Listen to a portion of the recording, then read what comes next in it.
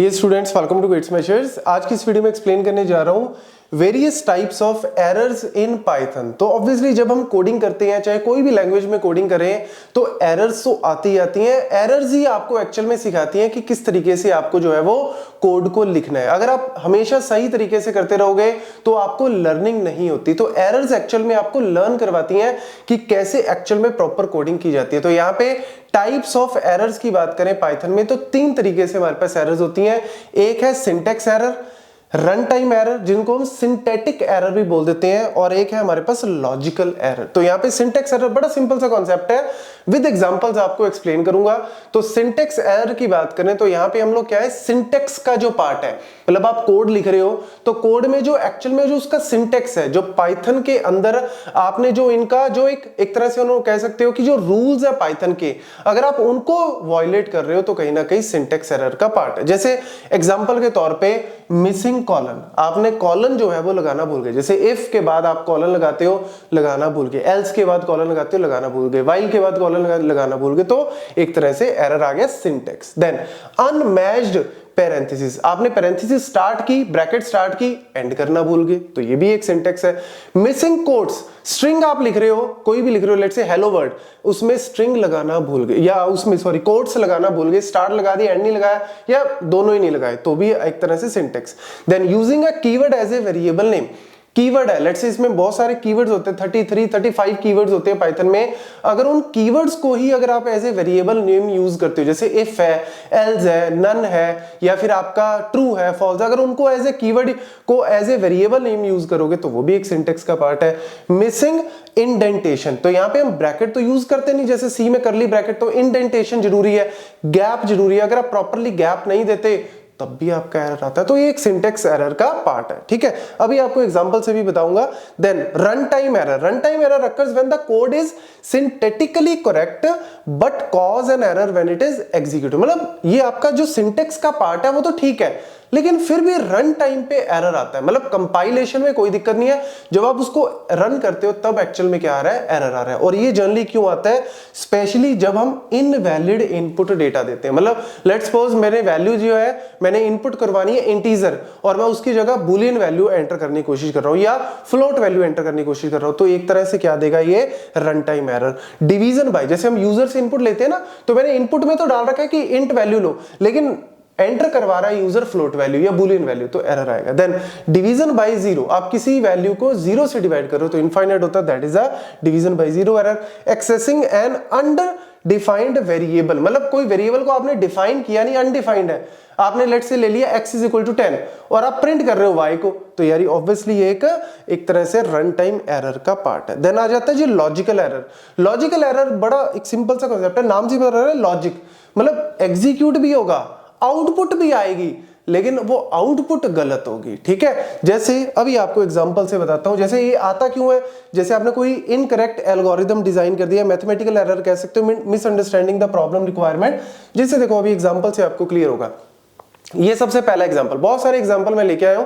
सबसे पहला एग्जांपल क्या है, if x is greater than 0 print x is equal to positive. तो यहां पे आप ध्यान से दो, बहुत सारे एरर्स हैं सिंटैक्स के। जैसे पहले तो कॉलन लगाना भूल गए आप यहाँ पे, तो ये क्या है, एक सिंटैक्स एरर का पार्ट है, तो कॉलन लगाओ। उसके बाद आपने यहाँ पे इंडेंटेशन नहीं दिया, ये स्पेस, एक टैब आना चाहिए था, टैब मतलब मल्टीपल स्पेस आने चाहिए थे, वो आपने नहीं दिया, तो वो भी एक इंडेंटेशन एरर सिंटैक्स का पार्ट है। आपने कोट्स को स्टार्ट तो किया बट कोट को एंड नहीं किया, ये आपका जो है वो सिंटैक्स का पार्ट है। तो इस तरीके से ये आप कह सकते हो मल्टीपल सिंटैक्स एरर्स है इसके अंदर। ठीक है, देन अगर हम बात करें यहाँ पे लिस्ट 1 इज इक्वल टू 10 20 30, मैंने एक लिस्ट ले ली, 3 वैल्यूज डाल दी, प्रिंट लिस्ट 1 4, यहां पे क्या कर रहा हूं, 4, मतलब इसका इंडेक्स क्या होता है 0, इसका इंडेक्स क्या होता है 1, इसका इंडेक्स क्या होता है 2, और मैं अगर लेट्स सपोज 4 की जगह अगर मैं लेट्स से 1 कर देता हूं तो वो दे देगा 20, आउटपुट प्रॉपर आएगी। लेकिन मैंने क्या दे दिया 4, इंडेक्स है ही नहीं 4 यार, वैल्यू ही नहीं है, तो आप किसको फाइंड आउट कर रहे हो, तो यहाँ पे क्या आएगा, इंडेक्स एरर आएगा। ये कौन सा आपका, रन टाइम एरर, याद रखना ये रन टाइम एरर का पार्ट है। देन आ जाता है a is equal to 5 b is equal to 10, मैंने a 5 ले लिया b 10 ले लिया, और यहाँ पे एवरेज कैलकुलेट कर ली, a plus b divide by 2, मुझे पता है 2 नंबर को डिवाइड करो, 2 नंबर को प्लस करो, डिवाइड बाय 2 करो, और एवरेज को प्रिंट कर दिया। आउटपुट तो आएगी, क्या आएगी, 15 यहाँ पे क्या आएगी 10 प्लस, यहाँ पे क्या आएगी 5 प्लस 10 डिवाइड बाई 2, ऐसे ही होगा। और यहाँ पे इन दोनों में प्रायोरिटी किसकी ज्यादा, डिवीजन की, तो क्या कर देगा पहले डिवीजन, तो 5 प्लस 5 आउटपुट क्या आएगी 10।